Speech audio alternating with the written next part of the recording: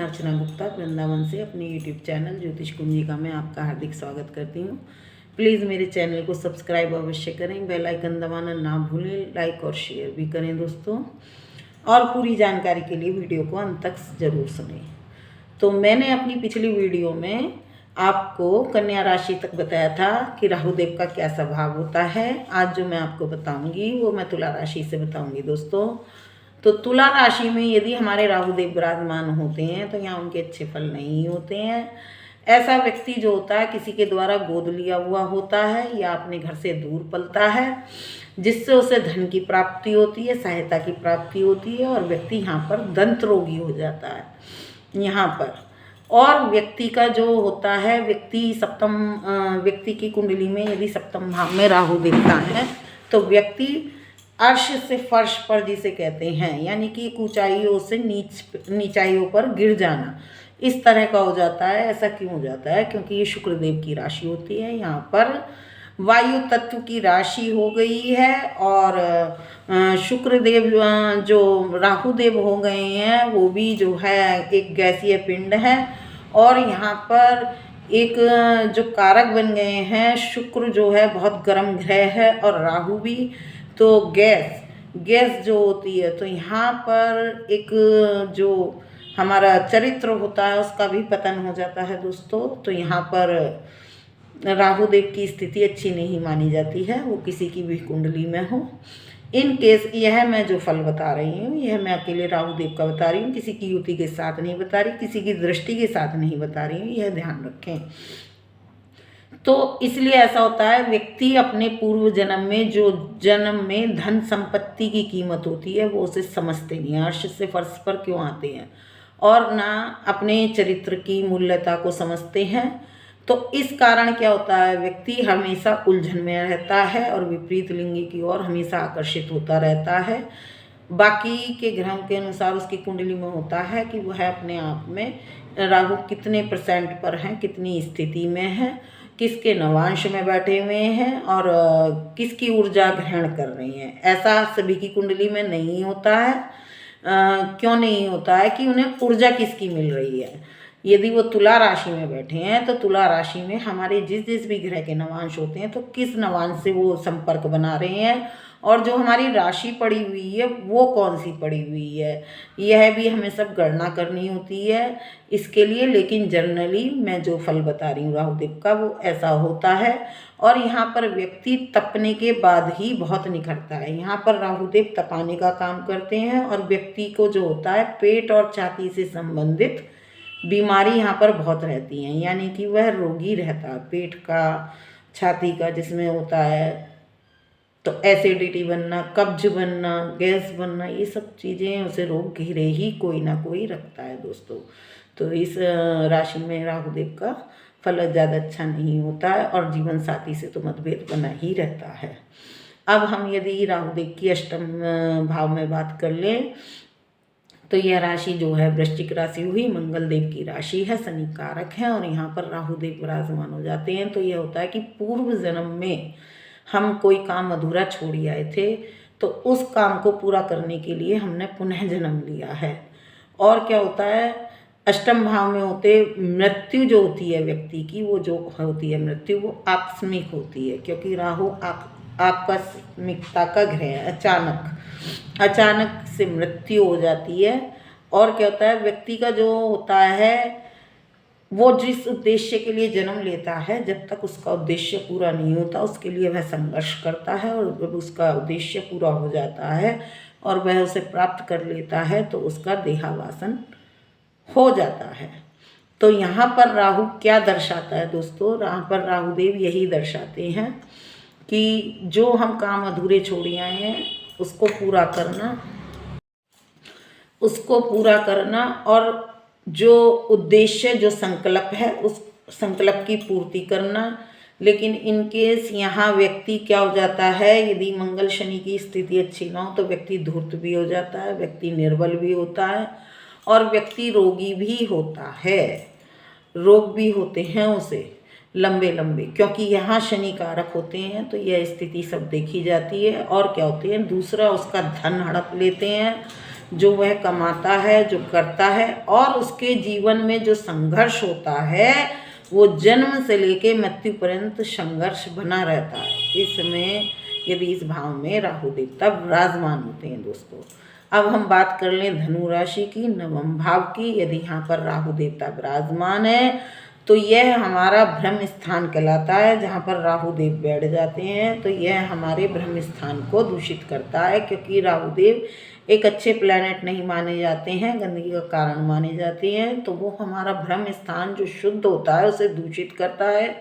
और यह हमारे पूर्व जन्म में क्या दर्शाता है कि पूर्व जन्म में हमने कोई धर्म भ्रष्ट करा होता है, तो ऐसे व्यक्ति का जिसका राहु नवम भाव में बैठ गया उसका भाग्य साथ नहीं देता।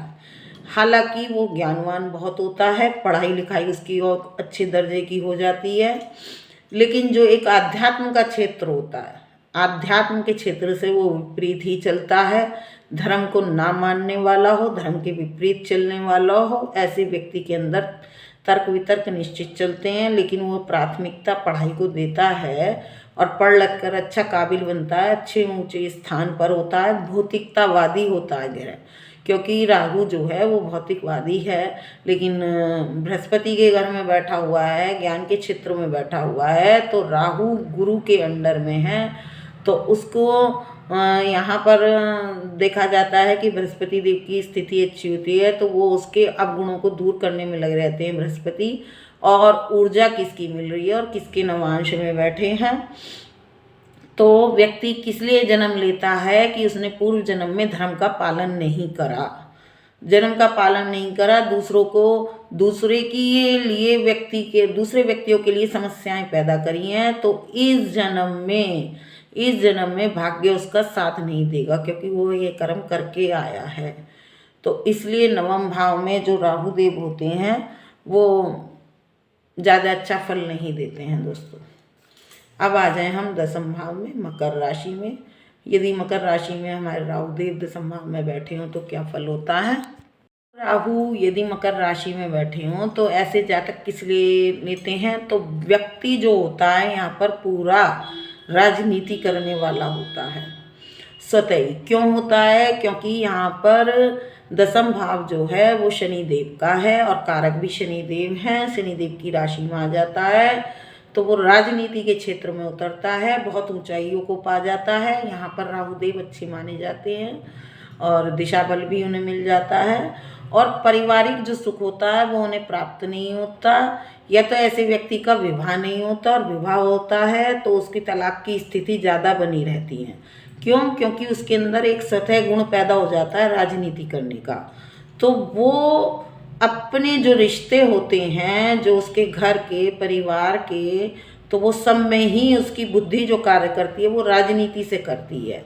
यानी कि वो हृदय से किसी के साथ ना जोड़ के राजनीति के तहत, बुद्धि के तहत ही वो जोड़कर व्यवहार करता है, जो परिवार में कलेश का कारण बन जाती है। और क्या होता है, वो मान प्रतिष्ठा, उसने पूर्व जन्म में मान प्रतिष्ठा पाने के लिए ही जो है एक संकल्प लिया हुआ था, एक उसके मन में धारणा थी, जिस कारण उसने अब इस जन्म में लिया है। तो उसके दसम भाव में राहु विराजमान है, यानी कि वो अपनी मान प्रतिष्ठा यश पाने के लिए ही लगा रहता है, और उसी के तहत वो इर्द गिर्द चारों ओर काम करता है, और वो उसे प्राप्त भी होती है दोस्तों यहाँ पर, और जो उसे इस जन्म में मिलती है। और क्या होता है, यहाँ पर का जो भाग्य उदय होता है वो विवाह के पश्चात ही होता है यहाँ पर। और जातक क्या होता है, श्रेष्ठता, योग्यता, और एक जो शायरी, वाक्पटुता जिसे बोलते हैं, शायरी करने में चतुर होता है, दूसरों को रिझाने में चतुर होता है, एक नौटंकी मतलब कि एक कलाकार की तरह होता है, किसको क्या पसंद है, किसको क्या अच्छा लगता है उससे वैसी ही बातें परोस देना, उससे वैसी ही मीठी मीठी बातें करना, उसके मन में उतरने की कोशिश करना, अपने भाव प्रकट ना होने देना। तो एक कलाकार एक नौटंकी की तरह, राजनीति की तरह कार्य करता है कि आश्वासन देते रहना, कार्य कुछ नहीं करना, तो और दूसरों से अपना कार्य निकलवा लेना। तो यहाँ पर राहुदेव की स्थिति काफ़ी छल कपट जिसे बोलते हैं, छल कपट के द्वारा अपने कार्यों की सिद्धि करना। तो तो यहाँ पर राहु देव की स्थिति बहुत अच्छी मानी जाती है। अब हम कुंभ राशि की बात कर लें तो हमारा 11वां भाव है, लाभ स्थान है, कुंभ राशि है। यहाँ पर जो है शनि देव की राशि होती है, लेकिन कारक बृहस्पति देवता होते हैं, क्योंकि यहाँ पर एक न्याय की गद्दी भी होती है जहाँ पर बैठकर न्याय करा जाता है। तो न्याय कौन कर सकता है? या तो शनिदेव को अधिकार है या गुरु को अधिकार है। तो इसीलिए यहाँ पर जो कारक हैं, यानी कि गुरु के संरक्षण में जो है न्याय करना, और किसको? यहाँ पर चंद्रमा को मन को मतलब कि स्थिर रख कर कि कोई अपना पराया ना देखना, तो यह 11वां घर वो घर माना जाता है। और यदि यहाँ राहु विराजमान हो जाए तो व्यक्ति कैसा होता है? ऐसा व्यक्ति महाज्ञानी संत भी बन सकता है। क्यों बन सकता है? क्योंकि यहाँ पर शनि यहाँ पर राहु के मित्र नहीं रह जाते हैं, एक न्यायकर्ता रह जाते हैं, एक जज हो जाते हैं। और जो बृहस्पति देव हैं वो तो ऑलरेडी गुरु हैं, यानी कि राहु को यहाँ पर पता चल जाता है कि यहाँ पर मेरा कोई छल कपट नहीं चलेगा, यहाँ पर मेरी कुछ बात नहीं चलेगी, यहाँ पर शनि भी मेरा साथ नहीं देंगे, तो न्याय होगा। इसीलिए व्यक्ति जो होता है महाज्ञानी संत और महात्मा बन जाते हैं। और इन्होंने पिछले जन्म में संकल्प लिया हुआ था कि मैंने जो जहाँ तक मैं उम्र पूरी करी आया हूँ, कि यानी कि हम 12 राशियों में घूम आए हैं, तो यहाँ पर आकर उसका पिछले जन्म में भाव रुक गया था और कार्य अधूरा रह गया था। तो यहाँ से अब उसे कार्य पूरा करना है, यानी कि उसे संत बनना है, और वह व्यक्तियों के कष्ट दूर करेगा। इसलिए एकादश भाव में राहु वैराग्य को दिलाता है। इन केस यदि राहु राशि दूसरी पड़ जाए और नवांश उसे किसी गलत ग्रह का मिल जाए, तो राहु यदि गलत कार्य करने लगे तो उसके प्रतिफल बहुत ही विचित्र और बहुत ही दुखदायी होते हैं। तो यहाँ पर वो कष्ट पाने लगता है, और क्या होता है, यहाँ पर कष्ट पाने वाला बन जाता है।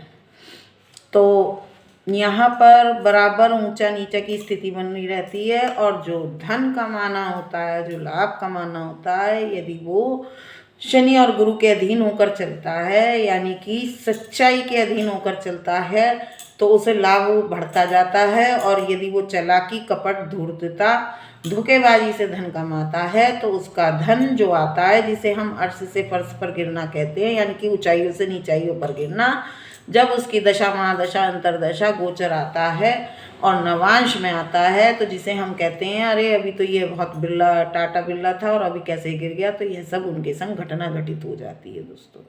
सब उनके धन का हरण कर लिया जाता है जब उनके साथ न्याय होता है।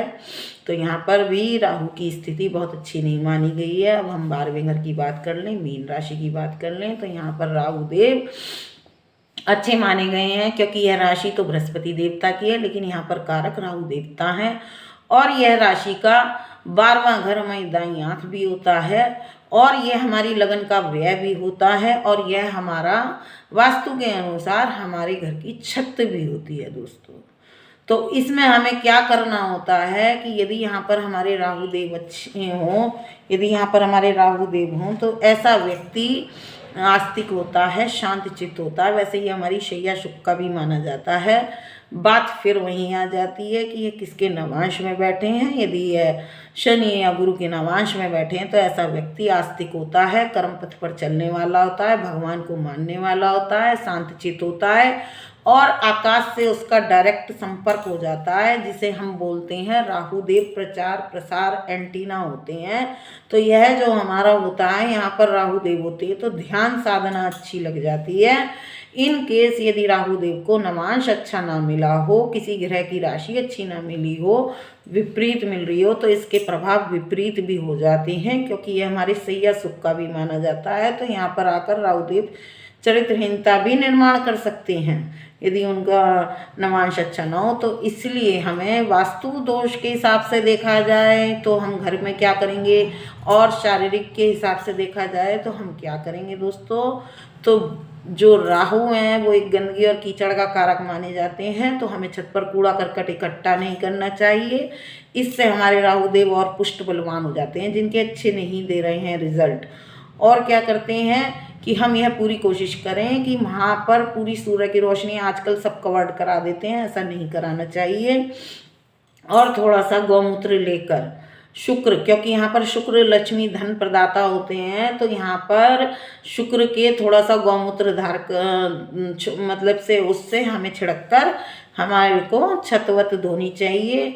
और हम शरीर की बात करें तो यहाँ पर हमें तुलसी पत्तों का सेवन करना चाहिए। और क्या करना चाहिए, ब्रश हमें डेली करना चाहिए। यहाँ पर दांतों की देखभाल करनी चाहिए। और क्या करना चाहिए, चंदन जो होता है, जो सुगंधित चंदन होता है, वो राहु का एक इत्र होता है, तो यहाँ पर उसका भी प्रयोग करना चाहिए। इससे हमारे रिश्ते भी अच्छे बनते हैं, नींद भी अच्छी आती है यदि हमारे राहु अच्छे हो तो। यदि हमारे राहु नेगेटिव हैं और यहाँ पर विराजमान है, जिसको नींद की बीमारी है, नींद ना आ रही हो, तो उसे कुछ उपाय करने में उसे सतनजा अपने सिरहाने रखकर पक्षियों को खिला देना चाहिए। या फिर जौ जो कारक होती है, वो राहु की वस्तु होती है, उसको हमें अपने सिरहाने डेली रखना चाहिए और डेली पक्षियों को डाल देना चाहिए, क्योंकि राहु बुध भी हैं जो पक्षी का कारक भी हैं।